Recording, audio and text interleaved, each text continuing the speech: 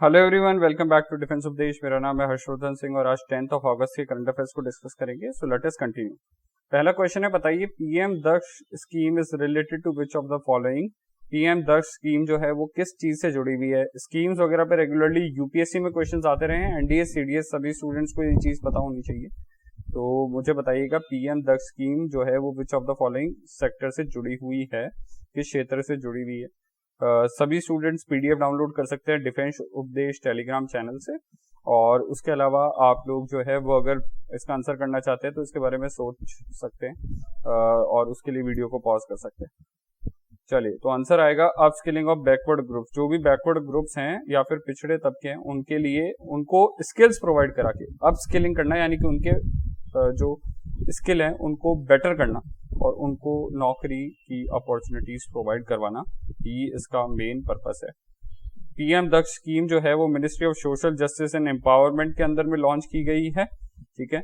और इसमें पीएम दक्ष का फुल फॉर्म भी बताया गया, प्रधानमंत्री दक्षता और कौशलता संपन्न हितग्राही portal and PM Daksh mobile app to make skill development schemes accessible to the target groups. कौन कौन से हैं? Backward classes, schedule caste and सफाई कर्मचारी। PM Daksh योजना is being implemented from year 2020 to 21. Under this, eligible target groups are provided with the skill development training programs on short-term training programs, reskilling, upskilling, entrepreneurship. तो इनको एक तरीके से training देकर better jobs opportunities वगैरह provide कराने के लिए ये स्कीम है। डायरेक्टली आपसे स्कीम के फीचर्स नहीं पूछेगा, वो सिविल सर्विस एग्जाम वगैरह में पूछा जाता है, बट पीएम दक्ष स्कीम किस चीज से जुड़ी हुई है, इस तरीके का क्वेश्चन आ सकता है जैसा मैंने क्वेश्चन बना के दिया है। These training programs are being implemented through the government training institute, sector skill councils that have been constituted by the Ministry of Skill Development, Entrepreneurship and other credible institutions. Marginalized person of SC, ST, OBC, economically backward classes, denotified tribes, sanitation workers including waste pickers, manual scavengers, transgenders and other similar categories are eligible. तो इस तरीके के लोग जिनको अक्सर आसानी से job नहीं मिल पाती है, जो कि बैकवर्ड रह जाते हैं, रैग पिकर्स हुए, कचरा उठाने वाले लोग, भिखारी वगैरह इस तरीके का काम कर रहे हैं, ये सब लोग जो हैं उन सबको ये मौका देगा कि वो खुद कोई स्किल वगैरह सीख सकते हैं गवर्नमेंट की तरफ से और उसको अप्लाई करके अपनी लाइफ में कुछ बेटर बदलाव ला सकते हैं। तो पीएम दक्ष स्कीम, ये ध्यान रखना है आपको। चलिए, इसी के साथ में आगे बढ़ते हैं। नेक्स्ट क्वेश्चन है, बताइए which of the following ocean current is responsible for keeping North Sea unfrozen during winters. ये बहुत ज्यादा ज्योग्राफिकल ओरिएंटेड क्वेश्चन है, ज्योग्राफी से जुड़ा हुआ क्वेश्चन है और बहुत इंपॉर्टेंट क्वेश्चन है। बताइएगा नॉर्थ सी वाला जो एरिया है उसको पूरे साल जमने से बचाने के लिए कौन से रीजन या कौन सी जो ओशन करंट है वो रिस्पॉन्सिबल होती है। चलिए, तो इसका आंसर क्या होगा? इसका आंसर होगा नॉर्वेजियन करंट। नॉर्वेजियन करंट जो है वो नदर्न ओशन वाले रीजन को पूरे साल जमने से बचाती है। अब ये क्यों न्यूज में रहा उसको समझिएगा थोड़ा सा। अटलांटिक मेरीडायनल ओवरटर्निंग सर्कुलेशन, ये अटलांटिक ओशन के अंदर होने वाले जो ओशन करंट्स हैं उसके सर्कुलेशन सिस्टम को कहा जाता है। रिसेंटली एक स्टडी हुई है, according to a recent study, the Atlantic oceans current system, जिसको AMOC कहा जाता है, अमोक कहा जाता है, अटलांटिक मेरीडायनल ओवरटर्निंग सर्कुलेशन कहा जाता है। It is engine of northern hemispheres climate could be weakening to such an extent that it could soon bring big changes to the world's weather. Actually ये कहा जा रहा है कि जो नदर्न अटलांटिक ओशन के अंदर जो ओशन करंट्स फ्लो करते हैं, है ना, ओशन करंट सर्कुलेशन अगर आपको नहीं पता है तो आप थोड़ा सा उसके बारे में स्टडी करिए। अगर आपको कोई क्वेश्चन है, कोई डाउट्स है तो मुझे डायरेक्टली भी रीच आउट कर सकते हैं। HershVS0 मेरी टेलीग्राम आईडी है और आप मुझे जो है वो फेसबुक पे भी मैसेज कर सकते हैं। डिफेंस उपदेश चैनल मिल जाएगा आपको फेसबुक पे, डिफेंस उपदेश का पेज है HershVS0 के नाम से ही आप सर्च करेंगे तो फेसबुक पे भी आपको ये मिल जाएगा।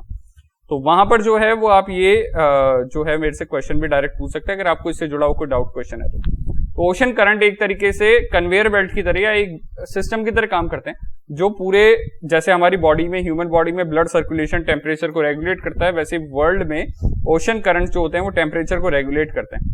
नाउ इन ओशन करंट्स के सर्कुलेशन होने की वजह से या ओशन सर्कुलेशन की वजह से ही एक्चुअली जो वर्ल्ड का क्लाइमेट है वो रेगुलेटेड रहता है। अब माना ही जा रहा है कि इसमें एक बहुत तेजी से बदलाव आ रहा है और ग्लोबल वार्मिंग की वजह से ये जो नदर्न अटलांटिक ओशन का जो टेम्परेचर है और ये जो यूरोप के अंदर नॉर्वेजियन सी वगैरह के आसपास के इलाकों में जो वार्म करंट होता है, नॉर्वेजियन करंट जिसको बोलते हैं अपन, नॉर्थ सी वगैरह को जो ठंडा होने से बचाता है या फिर जमने से बचाता है, ये सब बंद हो सकता है, ये सिस्टम कोलैप्स कर सकता है, जिसकी वजह से यूरोप का टेम्परेचर बहुत तेजी से गिर जाएगा, वहां बर्फ ज्यादा होने लगेगी। इसकी वजह से ऑल ओवर द वर्ल्ड ज्यादा तेजी से तूफान वगैरह ये वाली सारी चीजें देखने को मिलेंगी। तो ये ग्लोबल वार्मिंग के जो हार्म इफेक्ट्स हैं या इल इफेक्ट्स हैं वो सब देखने को मिलेंगे। तो इसका एमॉक से मतलब है, और यूपीएससी डायरेक्टली आपसे एग्जाम में ये चीज पूछ सकती है, आपको इसके बारे में इंफॉर्मेशन होनी चाहिए। ये सिस्टम कैसे काम करता है? ओशन करंट्स हमेशा रेगुलरली सीडीएस एनडीए के एग्जाम्स में पूछा ही जाता है, तो आप इसको बिल्कुल भी लाइटली ना लें। ये टॉपिक सबसे ज्यादा इंपॉर्टेंट टॉपिक्स में से एक आता है।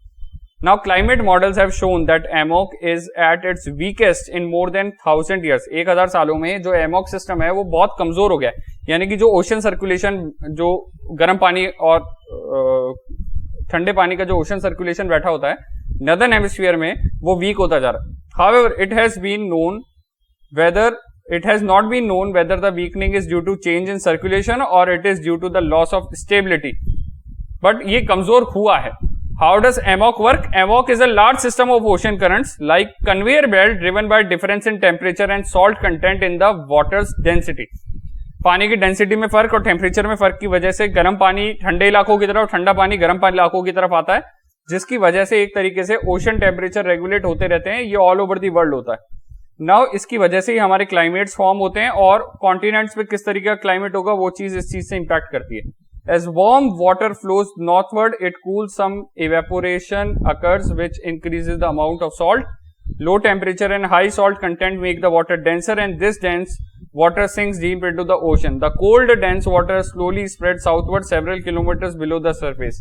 Eventually it gets pulled back up to the surface. यानी कि एक तरीके से होता क्या है, जिन इलाकों के अंदर वार्म टेम्परेचर ज्यादा रहता है वहां पर हीट इवेपोरेशन ज्यादा होता है, तो सॉल्ट कंटेंट ज्यादा हो जाता है। उसके बाद में ये ही ओशन करंट जो वार्म एरियाज में से ये कोल्ड एरियाज की तरफ सर्कुलेट करता है, बिकॉज यहां पर जो है वो पानी की डेंसिटी जो है वो ज्यादा होती है कोल्ड एरियाज में as compare to warm areas.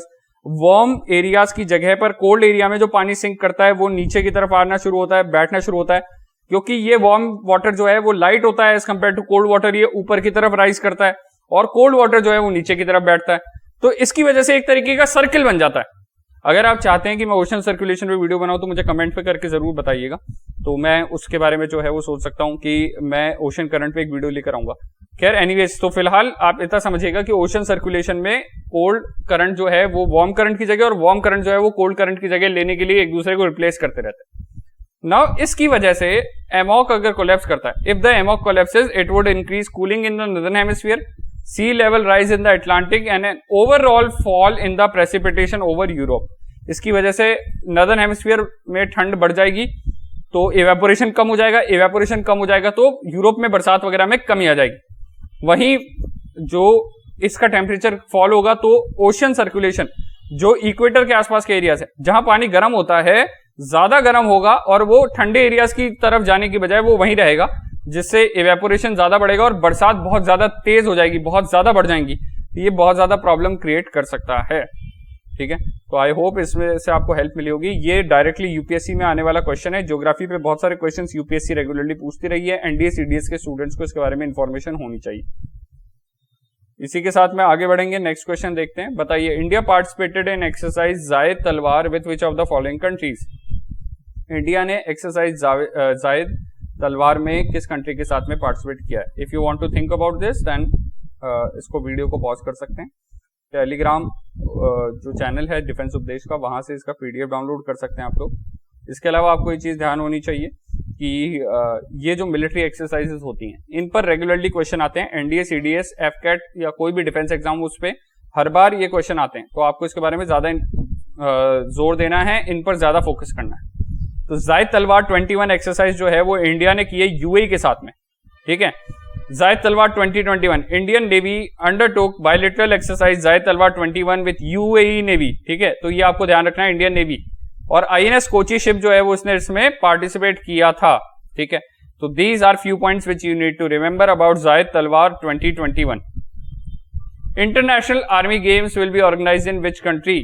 International army games एक इंटरनेशनल आर्मीज के बीच में होने वाला कंपटीशन है एक तरीके से। आर्मी गेम्स क्यों? क्योंकि इसके अंदर जो आर्मी के कॉम्पिटिशन होते हैं, जैसे शूटिंग हुआ, जैसे वहां पर जो है वो आर्मी की रेसेस वगैरह जो होती हैं, ऑब्स्टिकल रेसेस वगैरह जो होती हैं, उनमें कंपटीशन होता है।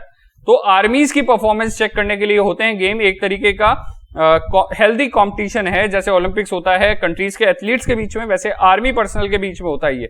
तो these are known as international army games. It will be organized in which country? Answer is Russia. Russia is the right answer. Russia में ये ऑर्गेनाइज होंगे international army games. 101 member contingent of the Indian Army will proceed to Russia to participate in international army games.